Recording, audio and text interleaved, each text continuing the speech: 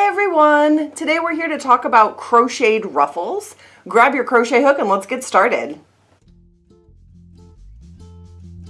I did a pattern a long time ago for this kind of scarf. This was at that time a super popular scarf style, and it still is, to have this sort of doingy, curly, ruffly kind of a scarf that you have made. And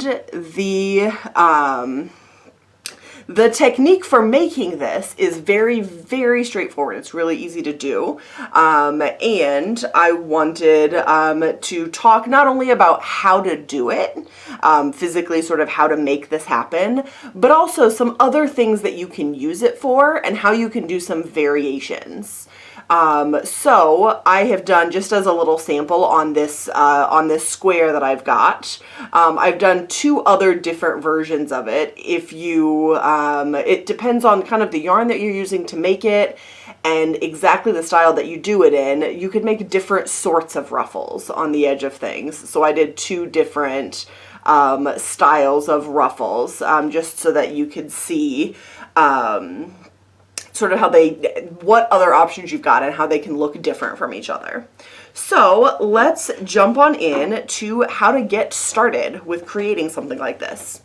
So when you want to make ruffles, the way that you create them, at least in this style of crochet technique, the way that you are creating this is to start with a fixed point. Start with a fixed length of fabric.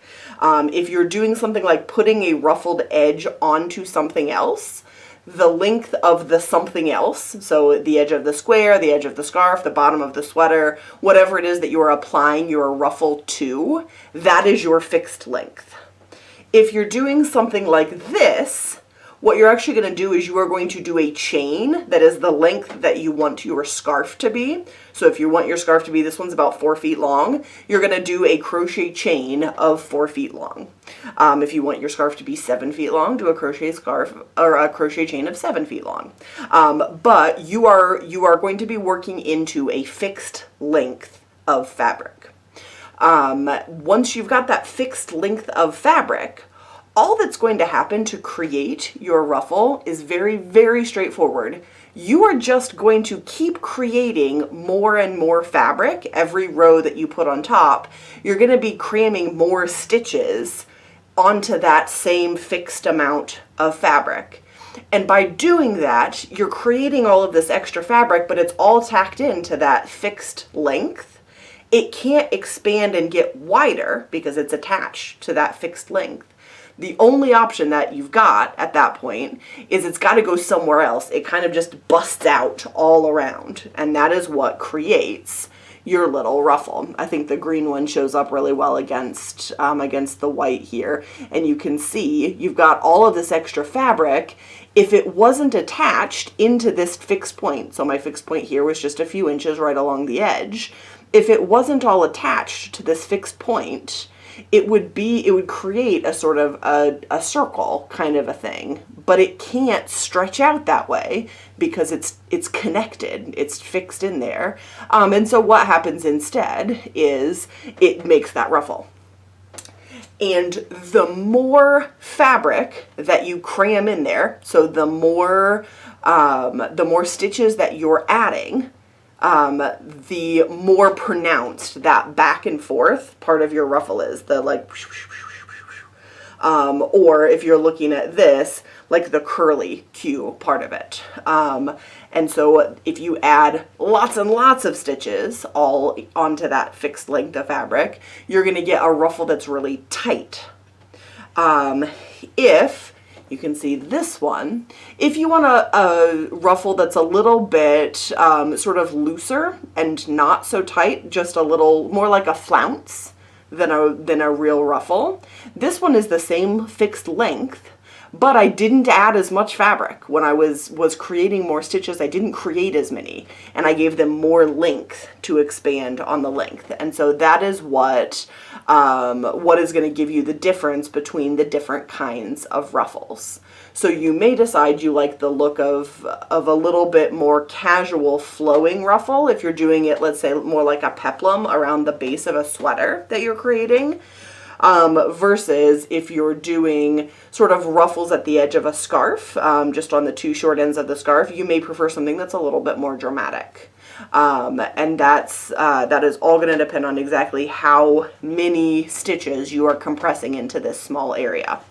So let's talk about how we actually create these ruffles.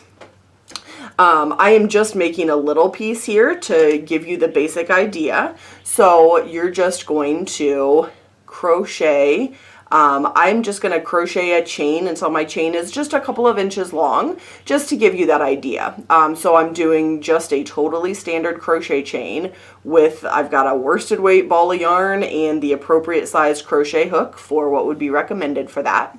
I personally like the way ruffles look a little bit more if they're a little looser and floppier. So if I am creating a ruffle on the edge of a garment, I typically go up a crochet hook size or two, just so that my fabric is a little bit looser, so that ruffle can kind of lay and be a little bit more relaxed rather than be really tight and sort of stand up on its own.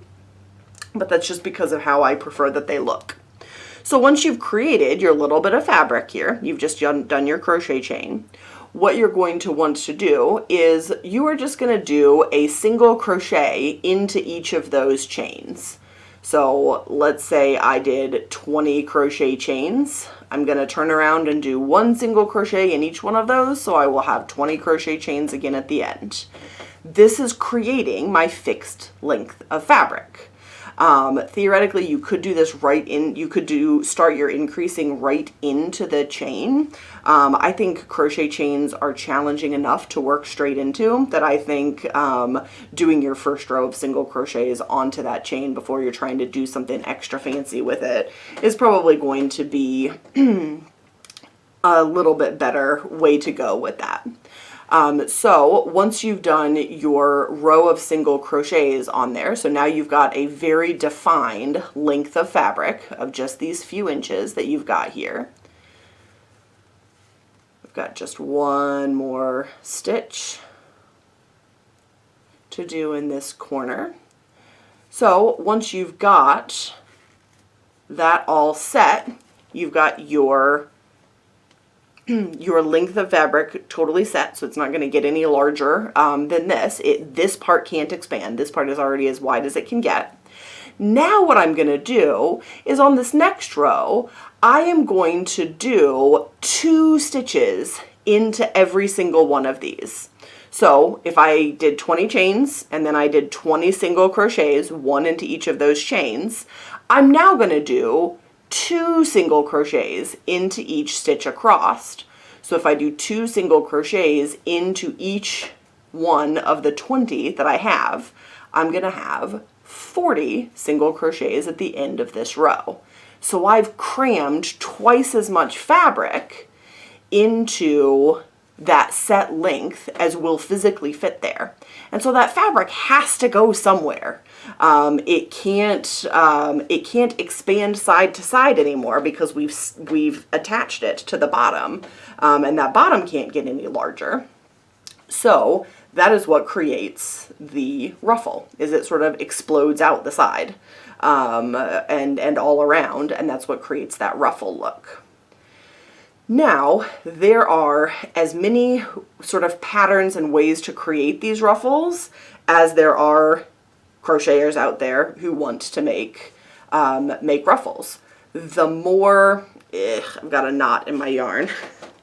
Why not use this opportunity to show you how I deal with knots? So you're getting a little side technique here with this one. If there's ever a knot in your yarn, do not just keep crocheting past this knot. It's not going to end well for you. The people at the yarn factory do not have magical abilities to make knots not come untied. And so if you just crochet through that, you'll have, one, there'll be a knot in your piece, and two, there's the possibility that it will come out. So for me personally with crocheting, what I like to do when there's a knot is I just take the last loop that I was working on, pull that through, so this is fastened off, and then I take my crochet hook and I put it in where I want it to go for that row. I take the other end of my yarn that I need to connect back again. I tie a slip knot just like normal. I put that slip knot over my crochet hook and I pull that through.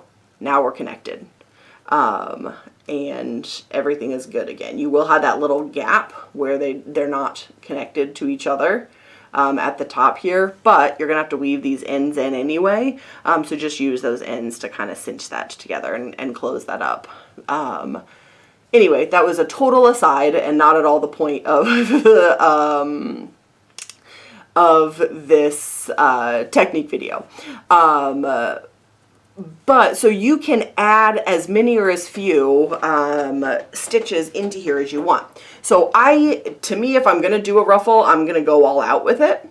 And so for me, I like that doubling. So I do 2 stitches into every single spot. So I had 20 stitches at the beginning of this row. I'm going to have 40 stitches at the end.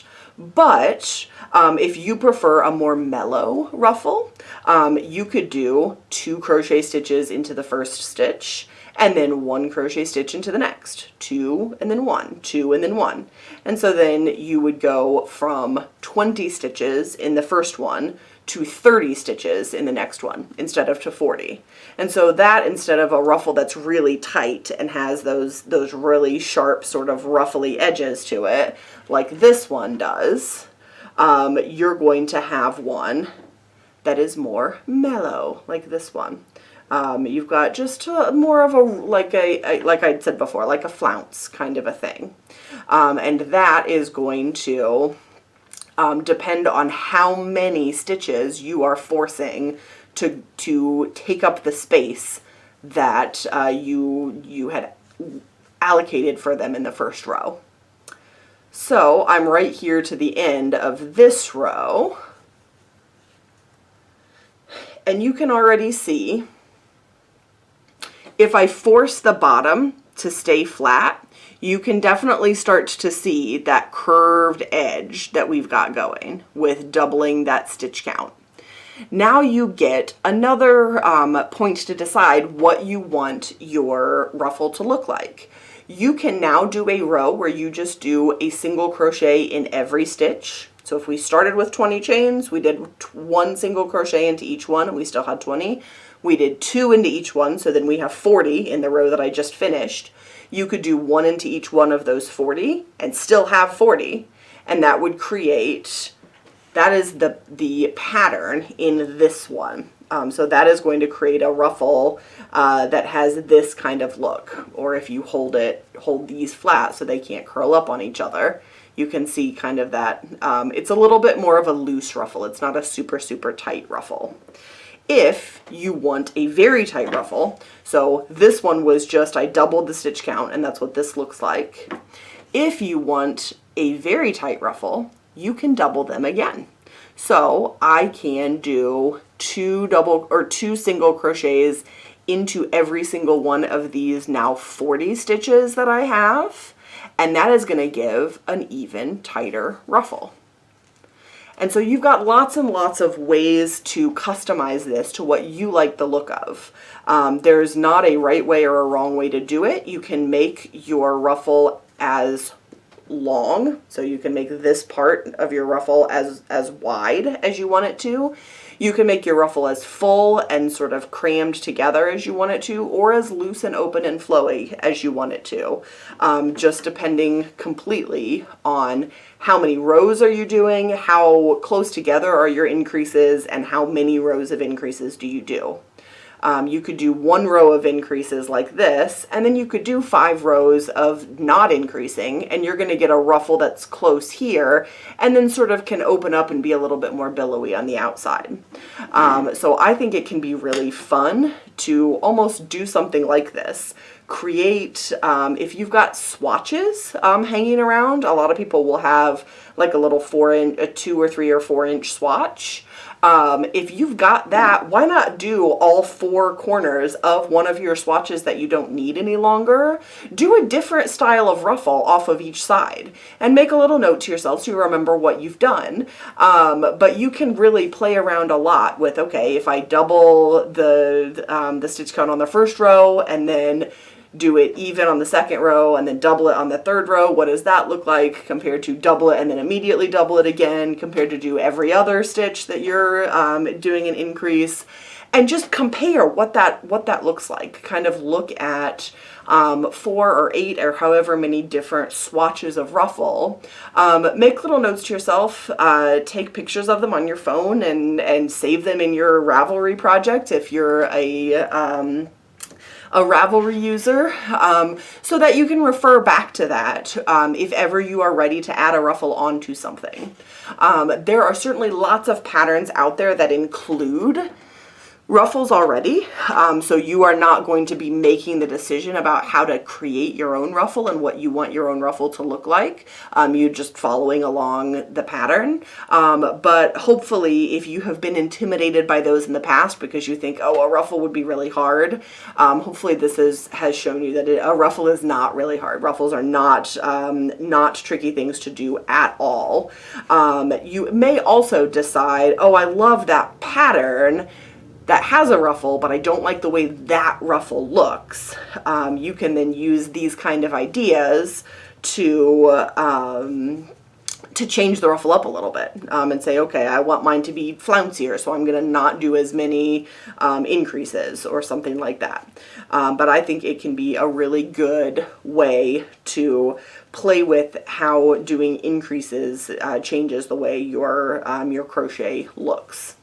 Now there are other ways to do ruffles, but this is going to be the one that's probably the most common and the most straightforward to do.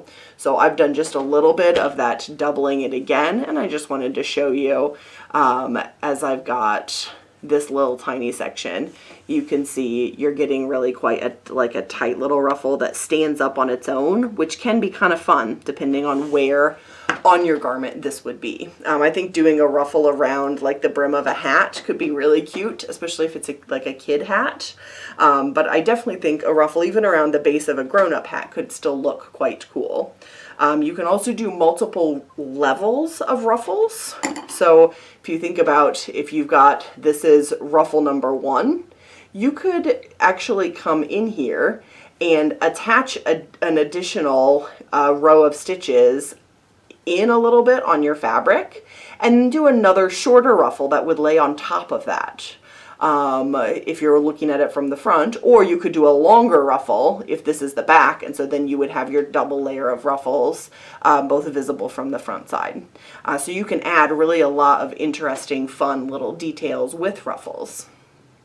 My one word of warning for you to remember is how much more yarn ruffles are going to take than you think they will, and how much more time ruffles are going to take than you think they will.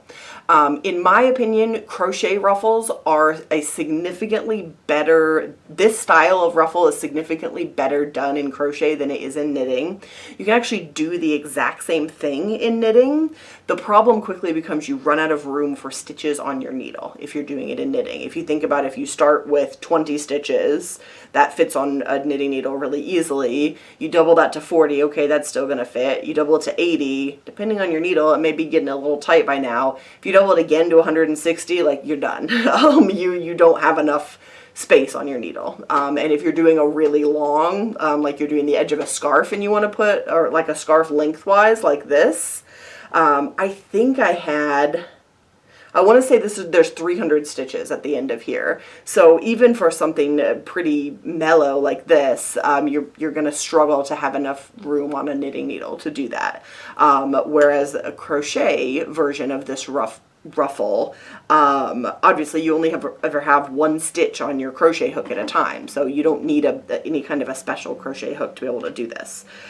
So even if you are a knitter, or you are both a knitter and a crocheter, which is how I am, I think if you want, so I mean this is a knitted piece, it was just the closest square to me that I could pull up to do my little sample on to get ready for this evening. You can put a crocheted ruffle on a knitted piece. There are no crafting police that are going to tell you that you shouldn't do that. So I actually think that crocheted ruffles probably work better than knitted ruffles do. But be aware, I am a very long time knitting podcast listener, and the Knit More Girls podcast is one of my favorites. And I know that one of the hosts of the Knit More Girls podcast knit a sweater for her daughter that was very, very ruffled along the entire bottom of the sweater.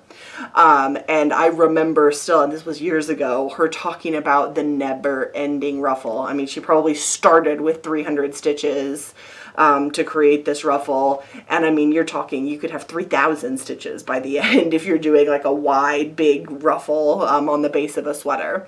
So keep that in mind. If you think, oh, it'll be sweet to add just a little ruffle around the whole outside of this baby blanket, it's going to use as much yarn as the entire blanket did, and it's going to take you as long as the whole blanket did.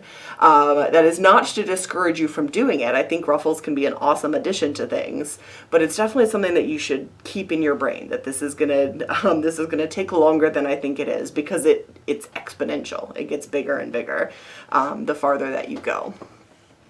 Some other tips and tricks for ruffles. As I mentioned, my personal preference, for me, a ruffle that is this stiff, that stands up on its own like this, is not something that I personally love the look of or would get as much enjoyment out of. To me, ruffles are more of like a delicate, drapey kind of a look. When I have seen them, when I personally like the way they look, I like them when they're just a little bit more delicate and flowy, and a little bit drapier rather than sort of stand up at attention. And so I like to use a larger crochet hook size than what would be recommended for your yarn. So if you're using a yarn that recommends a size H hook, I would grab an I or a J. Just one or two sizes. You don't have to go crazy with it, but just a few extra sizes up. And you can always swatch if you're not sure. Do just a little one like this, or a little one on the edge of a piece of fabric that you don't need for anything else, to make sure that you're liking the way it looks. Like I said, a ruffle along a long edge is a commitment. So spend the 2 minutes, make a little swatch, make sure you like the way the fabric looks. I personally prefer that little bit drapier look, or almost like a sea foamy, almost like a translucent, something that's, you can go really open with it and use, if the pattern calls for an H, use like an M, like one of those big giant crochet hooks to have just a really open, loose, diaphanous sort of looking ruffle to the edge. I think can be a really fun, neat look to it as well. Ruffles, something that I think works particularly well and is particularly effective, is you can do a ruffle in one color and then do just the very, very last row in a different color. So if you think about this with like a red at the top, you're gonna have that just like a little kissed look of a different color on there. I've seen this be very, very cute in baby blankets. You could have like a white blanket with a pink ruffle and then a purple edge. Or something more striking, a white, like a white ruffle with a black edge. It just really punches it up and adds something to it. And you can do that with just the very, very last row being a different color on there. And it's nice with the ruffle because it's gonna look like that second color goes back and forth and back and forth. It's gonna kind of make it look like you've done something more complicated than make a very simple stripe. when in fact you have just made a very simple stripe. So it's not a hard thing to do, but it adds a big impact. It makes a big difference to that. So go forth and make ruffles. There are a lot of cute patterns that exist out there already for ruffles. Or if you have a tried and true sock pattern, scarf pattern, hat pattern, sweater pattern, blanket pattern that you really like, think about how could I add a ruffle on here to have this have a new look to it. Another tip is you are allowed to add ruffles to something that has already been finished. If you have a hat that you've worn to death and you love it, but it's looking tired and sad, or you're just bored of it, or you've got a new coat and you want it to match a new coat, add a ruffle in a different color. It's allowed. If you've got a sweater that you made at a time when you liked more cropped sweaters and that is no longer a look that you care for, what would it look like if you put a ruffle on the bottom? Would you get more wear out of it? Would you enjoy that? Why not try it and see? At least try a little bit on there and just see if that's something that you're enjoying the look of. So there's a lot of places that you can do that to create something that just has a little bit more interest to it. You can make ruffles in the same color as the pieces. You can make ruffles in a different color than the pieces. All that jazz. Very last tip. Be very, very aware if you are using a self-striping yarn to create a ruffle. Because this style of ruffle, you start with a smaller number of stitches to begin with, you're going to get, if you're working with a self-striping yarn where all the stripes of the yarn are the same size as each other, so if it's a self-striping sock yarn and every stripe is supposed to be 3 inches of your sock, all of the stripes are the same width as each other. If you're doing a ruffle, that first stripe is going to be wider because you're not going to have as many stitches. And then the next stripe of your self-striping yarn is going to get narrower because you now have more stitches. You created more stitches. That's going to use up more of that color of self-striping yarn. And so then it will move on to the next one with a shorter length of fabric for your ruffle.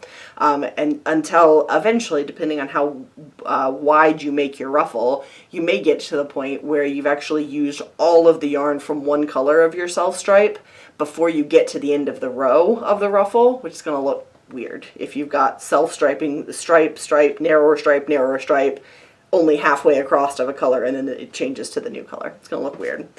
So just another thing to keep in mind with that. That's kind of my personal bugbear, is if I'm using a self-striping yarn and my stitch count changes and so my stripes get wildly different thicknesses, that's a personal thing that I don't care for. So like if you're doing a sweater, the body of your sweater in a self-striping, the stripes are narrow, and then you go to do the sleeves and the stripes are way wider. That's a weird thing that I have that bugs me. Just because it bugs me does not mean it has to bug you. It could look very cool to do your stripes or do a ruffle with the self-striping yarn. It could give you that look that I talked about if you do the very top in a different color than the other ones. So it could be very effective. Just kind of keep it in mind that that's the stripe thickness is going to change with your ruffle. So I hope this was helpful. I hope you guys enjoy the rest of your Wednesday evening. It is now late enough that I have time to do things outside after the kids go to bed, so that is very exciting, and means more time in the garden for me, which I'm enjoying.